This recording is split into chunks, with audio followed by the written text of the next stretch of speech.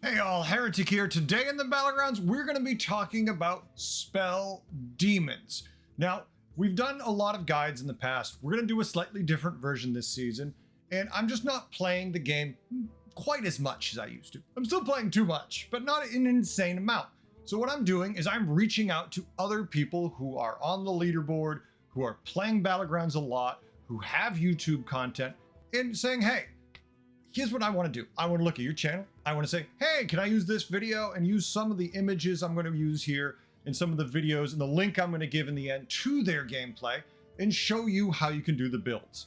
Now, what does this save for me? Time. I don't have to spend as much time going out to make footage. I can borrow and promote other content creators. That way I can play other games in addition to Too Much Battlegrounds, but at least hopefully not as much, but probably still too much. Today, we're going to be looking at Sevel's content. Now, if you don't know Sevel, he is a European player, currently on the leaderboard, doing great as always a top player. Sevel knows what he's doing. He has a YouTube channel. You should definitely look at it. Obviously, on Twitch, you should look at that too, because he's a fun watch and he knows what he's doing. Now, in this example, we're going to go with a game Sevel played where his demon spell buffing of the shop went kind of insane and he ate the shop to no end. What I want to do is show you how he did it, give you all the ideas you need to hopefully percolate that in your brain into a board that you can win with. Let's jump into all of it. Now, first, we need to talk about the main pieces of this build and what it looks like. And luckily, this build in particular, all of it is on tier 5 for the example I'm going to give you. Now, I know there are different versions of this build. Let's face it, in the Trinket meta, there are a lot of versions of every build. So I'm not going to give you all of them, just this primary one here with some options, but there's just too many otherwise. We'd be here for 4 hours. First, we're going to start with Baddie Terror Guard. If we're going to be consuming the shop, then we first need a way to do that. Baddie is probably the easiest way at tier 5. You cast a tavern spell. Hey, another one of your demons eats a minion. So all you need is Baddie and then another demon for it to be feeding. Not too bad. That should be pretty easy. Next, you're going to look for something like Shadow Dancer. Now, Shadow Dancer is really good at this because every time they die, you're going to get a spell that allows you to buff the shop. Now, initially, Staff of Enrichment starts at 1/1, which is not significant. But as we know, there are a lot of cards you can cycle, different spells and abilities, trinkets that will raise up the amount of that buff to make it far more significant. And now we come to the final main center of this build, and that is Fellfire Conjurer. And that's at the end of your turn. Your tavern spells that give stats grant an extra +1/+1 this game. So that means going forward, it's just going to keep stacking that buff. And as time goes on, progressively, that Shadow Dancer buff with the Staff of Enrichment is going to get completely nuts. And then, yeah, you're casting lots of tavern spells, and your Baddie Terror Guard's going, oh, well, we got to eat that shop that's just been buffed, which has been buffed by the Fellfire, and it just kind of steamrolls out of control. Now, how do you know you're playing this build? Obviously, you can find the minions in the shop very easily because they're at tier 5. That shouldn't be too hard to do. Yeah, we've all had an easy time finding things at tier 5, right? I know. But now, with the spell High Tea Service, it refreshes the tavern with all tier 5 cards. Now, obviously, there's a lot of tier 5 cards, so it's still going to miss, but occasionally, it's just going to give you the build. If you haven't already found a couple pieces, since they're at tier 5 and there's 3 of them, you're usually going to find it relatively quick. If you're lucky, you tripled into it. Maybe you went there, you just rolled, and there 2 of them were, and now you're kind of off. There's lots of variations of this build, so this one in particular is a really good starting point, but at the same time, you could build into all those other builds that these minions will make very functional. So always, well, this is a good option. It is not the only option. Now let's talk trinkets. Well, which ones are going to be good for this build? And a lot of them, but let's break it all down. Now for the lesser trinket, don't worry about this. When you've got your lesser trinkets coming online, you shouldn't be saying, I'm playing this build, or I hope to be playing this build. You can want to, but don't try to take trinkets that will make this build better, because you might never find any of these minions, and you might be offered something much better in a moment or two. So don't commit too early, of course. That's always going to be a rule in my videos. That being said, obviously, if you get a lesser trinket, that say gives you some form of spell generation, that is not going to be bad for you if you do this build in particular, of course. Now, when it comes to the greater trinkets, well, if we look at the neutrals, there's too many to list. But when we look at specifically the greater demon trinkets, there's some that do kind of stand out a little bit, at least in my mind. First, Fellbat Portrait, because hey, you're going to have 7 minions in the shop at all times.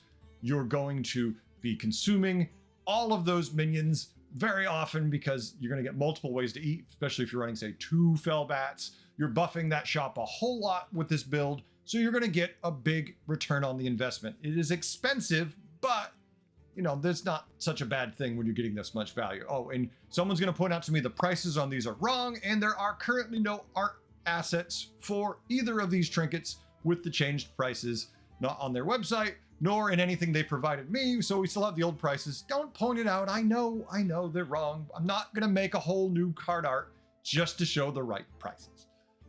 That being said, Fellbat Portrait, fan-damn-tastic. Something you definitely can use with this. Also, I would say mecha-jaraxuus sticker is pretty damn good. Now, it doesn't give you spells, I know, but it's going to give you 2 random magnetic mecha demons a turn. And those can give you, obviously not as great, but Wind Fury, Divine Shield, Reborn, Taunt, all fantastic things your board typically doesn't have. And now you can just stick these onto the demons that really matter. Is your demon at 1,000, 1,200, and you're like, well, it's going to die. Give it Divine Shield and you don't really care. Do you know they're running a lot of Leroys or random Venom just trying to scam you out? Start taunting the demons that aren't as big or you don't mind dying. That way they get hit first. Give things Reborn so there's more things to soak up some of those hits that are going to cause you problems. Now you've got something your board doesn't usually have, and well, we've already established you got big stats. So let's go for those technical things to give you the win. All right, what are some of the other cards that we could splash in to make the board stand out and a little better? Now, at tier 4, we have the Ashen Corruptor, and this basically going to be this rewinds damage you take, and it gives minions in the tavern +1/+1 this turn. That's a big deal. That means you're going to buff that shot more if you are cycling anything that does damage to you. Now, typically in this build, I don't feel like you need this, but if you happen to already have a good bit of ways to get demons, say from your lesser trinket, or if your greater trinket was just like, hey, I'm giving you Compass, and you're like, well, I can cycle more value out of it. Now you're looking at Ashen Corruptor, and then you're going to want something like Dream Inquisitor, because this is whenever you cast a tavern spell, deal 1 damage to your hero, and give your demons +1/+1. So if you have these 2 cards in conjunction, obviously you're going to be doing a lot of damage to yourself, rewinding that, buffing the minions on your board, and the minions in the shop. Do you need these? Not really, and Dream Inquisitor's at tier 6. So while it does work, now you need to get tier 6 minions, and you need to go build into that. So you don't need to have the space for these, but if you triple into the Inquisitor early enough, like I said, and you have a way to find enough demons, this pairing can make this board better, especially when found early enough. Other completely optional minions, and please don't use all of these, just use 1 really, maybe 2 if you feel really crazy, but things that will help this board be better for you are going to be the obvious things. Brand, because there's a lot of Battlecry minions that will generate demons, spells, and give you value. Titus Rivendare, because if you have Shadow Dancer and it's death rattling out Staff of Enrichments to you, that means you can get twice as many, especially when you golden that Shadow Dancer. Getting 4 of those Staff of Enrichments a turn is kind of nuts. So definitely can fit, but I don't think this one wants to be on your board permanently. This is something you want briefly, unless you're really running away with the game, because Titus kind of doesn't do much on your board other than that, but still a good fit, especially as an early, just on the board for a little while. Drakari Enchanter, because if you have a Fellfire Conjurer, hey, it's the end of turn effect that it has that's buffing those spells the 1/1. So if you have a Drakari, you're getting twice the value out of that. But this one's not quite as good unless you also have a Fellbat, because Fellbat is going to give you good value, even if it's just a splash minion. You play the Fellbat, it eats all the shop that you have, and then you sell it the next turn, and you just cycle through occasionally replacing Fellbat. Obviously that fits in this build pretty well too. You can make this a permanent card, but it's not a must-have because you should be casting enough spells where it's not required, but it still feels really good. Obviously if it came with a portrait, Now you want to keep it. Now you want the Drakari.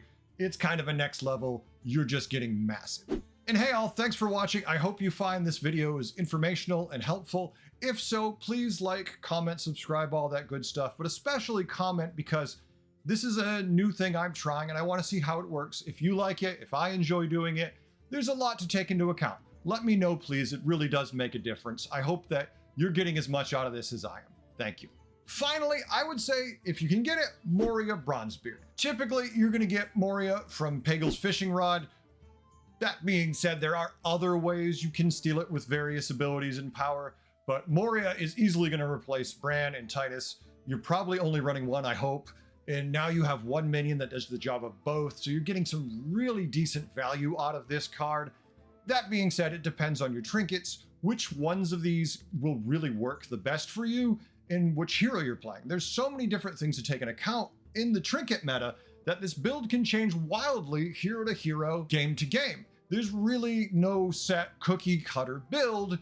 You just kind of have to be nimble with, well, what's in the game, what you find, and what hero you're playing. It's all kind of a crapshoot every single game. But hey, that's it. That's how we make the build. That's how we put everything together. And hopefully you've enjoyed the video and I haven't cobbled together this new format and you're like, God, I hate it. I want to thank Sevel for his content. We're going to give a link right at the end to this particular game so you can watch how it played out and you can go check it out. Check out Sevel's stuff. Look at him on Twitch. See what you think. I think he's a lot of fun to watch and he's a very good player who can help you get better. Now, if you would like to give any ideas of people who I should use for content, or if you yourself make content and you're like, hey, Heretic, check out one of my games, come to me with an example of a game that you'd like used. That would be more useful than, use one of my videos because I want to make the one that you like the best if it's yours, not just one at my choosing because I might choose the one you don't really enjoy. So just keep that in mind. I will always entertain any idea people give me. Not necessarily going to use all of them, but I'll always think about it. Thanks for watching. I hope you had a good time. I hope you learned a few things. Hope to see you in the Battlegrounds. Until then, have a good one. Later.